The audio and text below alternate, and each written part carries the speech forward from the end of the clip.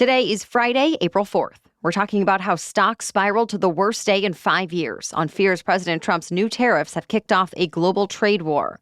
Also, we'll explain what's being described as a 100-year flood event across several U.S. states and how long it's expected to last. Plus, what we know about a last-minute deal to avoid a TikTok ban, which celebrity doctor was just confirmed to run a major government agency, and the big announcement Bruce Springsteen fans have been waiting decades for. Those stories and even more news to know coming up. Welcome to The Newsworthy. All the day's news in around 10 minutes. Fast, fair, fun, and on the go. I'm Erica Mandy. Thanks so much for being here. You ready? Let's do this.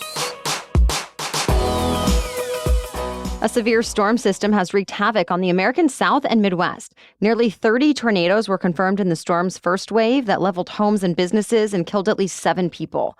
Now the biggest concern is flooding, since the storm system has stalled, already dropping several inches of rain over a wide swath of the country, from Texas to the Northeast, with much more rain on the way. The National Weather Service says flash floods could be life-threatening, catastrophic, and potentially historic. The areas most at risk are in Arkansas and Tennessee, where up to 15 inches of rain could end up falling. Plus, more tornadoes are possible. Forecasts show the extreme weather threat will continue in the central U.S. and last through Sunday morning. It was the worst day for the stock market since the height of the pandemic, as President Trump's new tariffs set off shockwaves around the world. The S&P 500 fell 4.8%, its worst day since 2020. All in all, American companies had trillions of dollars in value wiped out, as investors dumped shares in companies they expect to be most impacted by tariffs. Remember, President Trump imposed a 10% baseline tariff on every country, with higher numbers on countries where the U.S. has larger trade deficits. The International Monetary Fund says the move amounted to a significant risk to the global economy, and the global markets reflect that. But when reporters asked Trump about Wall Street tanking, Trump said his tariff plan was actually going very well. He said things are only getting better after years of the U.S. being treated unfairly. But the White House has also sparked a lot of confusion about what comes next. When speaking about tariffs, the press secretary said the U.S. did not have any more room to budge, that, quote, "This is not a negotiation, this is a national emergency." Then the president told reporters, quote, "The tariffs give us great power to negotiate." Most world leaders are still deciding how to respond, whether they'll try to negotiate or retaliate against the U.S. Already, the president of France called on European businesses to suspend any planned investment in the U.S. The EU, Canada, China, and other countries are also preparing their countermeasures.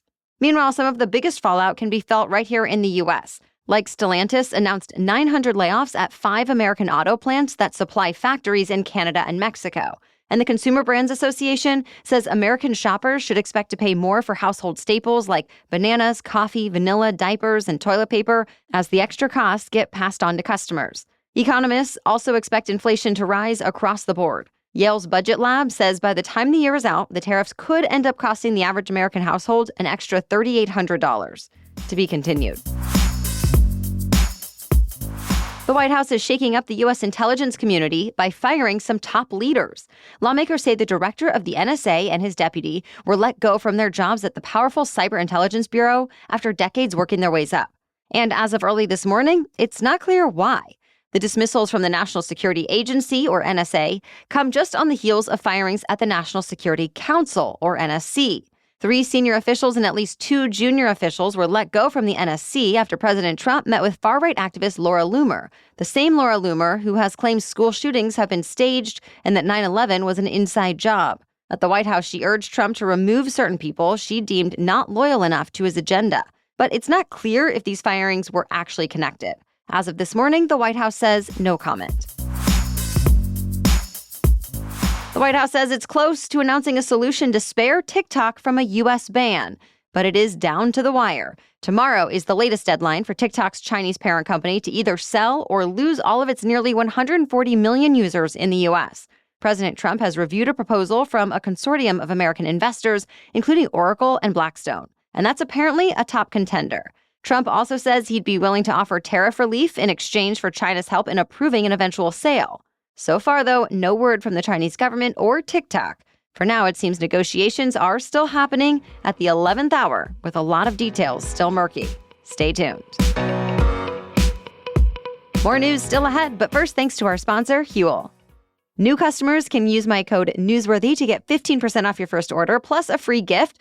But if you're not familiar, Huel's Black Edition Ready to Drink is a meal in a bottle that will actually keep you energized because it has, get this, 35 grams of protein, 27 vitamins and minerals, and is low in sugar. So in other words, Huel is just what you'll want to grab for those really, really busy days where you feel like you're just nonstop.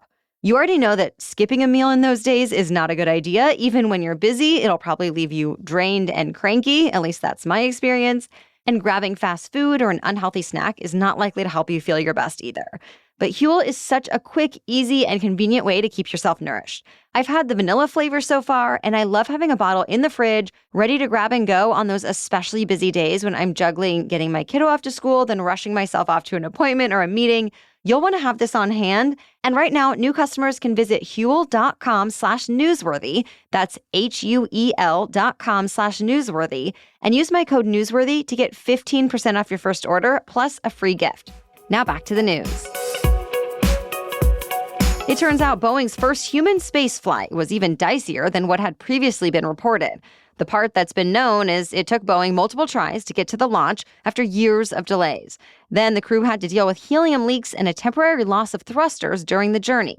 And after Boeing's Starliner docked, the spacecraft was deemed not safe enough for the return flight, so the astronauts on board had to wait months for their ride home.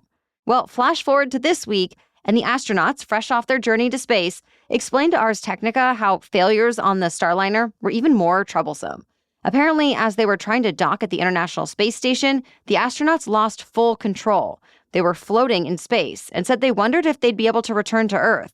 But NASA's Mission Control came to their rescue, reset the thrusters, and gave the spaceship just enough control to safely dock at the station.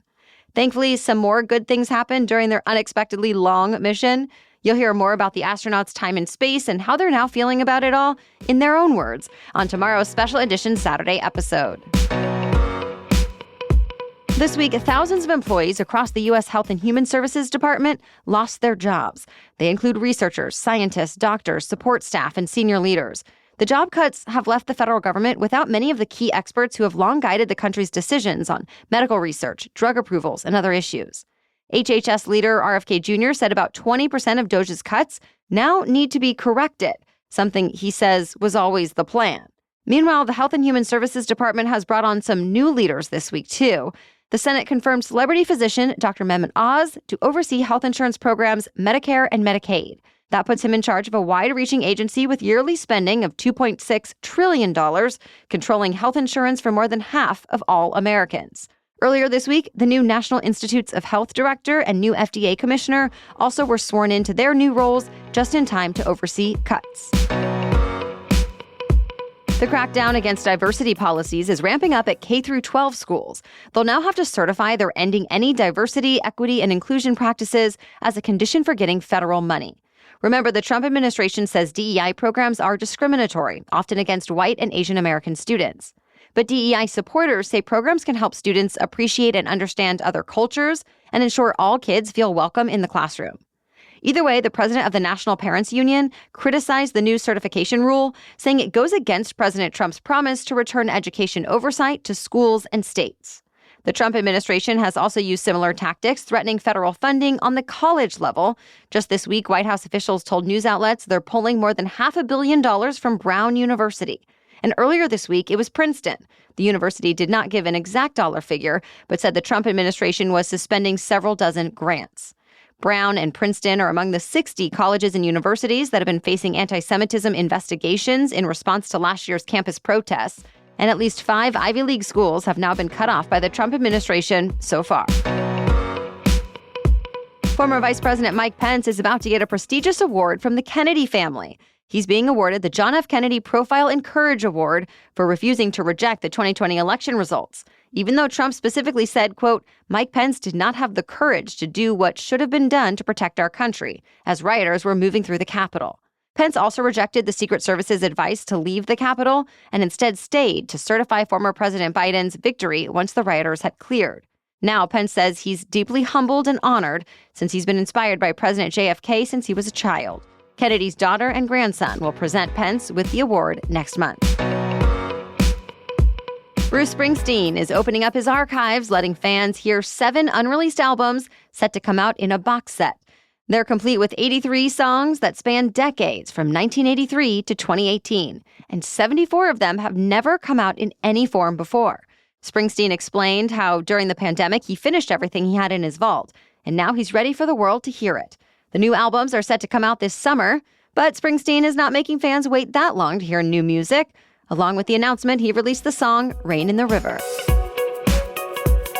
That's it for the main news today, so now it's time for Feel Good Friday, when we bring you one extra feel-good or positive news story before the weekend. But first, thanks to our sponsor, OneSkin. It's spring now. You probably already know that protecting your skin against the sun's UV rays is a must, but so is nurturing it even beyond that. And OneSkin offers it all. Their SPF options block UV rays and neutralize the free radicals from UV, pollution, and blue light, while their products also have their scientifically proven peptide called OS1. So OS1 works at the cellular level to improve key aging biomarkers while also reducing the visible signs of aging, think lines, wrinkles, and sagging skin. So you're getting the best of both worlds. I can share that my personal experience using OneSkin's face and eye topical supplements aligns. I can tell the difference in how my skin looks and feels after using OneSkin regularly morning and night. It's also a super easy but effective routine. And I love that OneSkin was founded and led by an all-woman team of skin longevity scientists. OneSkin is redefining the aging process with their proprietary OS1 peptide, the first ingredient proven to help skin look, feel, and behave like its younger self. So get 15% off with the code newsworthy at oneskin.co. That's 15% off oneskin.co with the code newsworthy. After your purchase, they'll ask you where you heard about them, so please support our show and tell them we sent you. Invest in the health and longevity of your skin with OneSkin. Your future self will thank you. Now back to Feel Good Friday. Today we're talking about seniors getting a new chance to talk about life with other people in their generation, thanks to podcasting. It's a way they're combating an epidemic of loneliness that often comes when people start outliving their loved ones. The new idea started with 97-year-old Alberto Chab. With the help of his granddaughter, he posted a video online. He called for others around his age to unite and talk about what's going on in their lives. Well, Chab ended up getting about 1,500 emails in response. He also got the attention of a Gen Z journalist who suggested he start a podcast. So with that, the podcast 90 and Counting was born. Seniors talk about all kinds of things from doing the tango to health habits to finding ways to connect. Chab says the podcast has helped everyone involved and listeners, many of whom felt excluded by society because of their age. Now they have stories to tell, a place to tell them, and reason to be inspired. And he's excited to learn more about his new career as a podcaster. We'll be back tomorrow with our special edition Saturday episode about the unexpectedly long mission in space. The astronauts involved speak about who is responsible for the errors, how they dealt being away from their families, and more. Then join us again Monday for another Daily News Roundup. For now, thank you so much for listening and have a great weekend.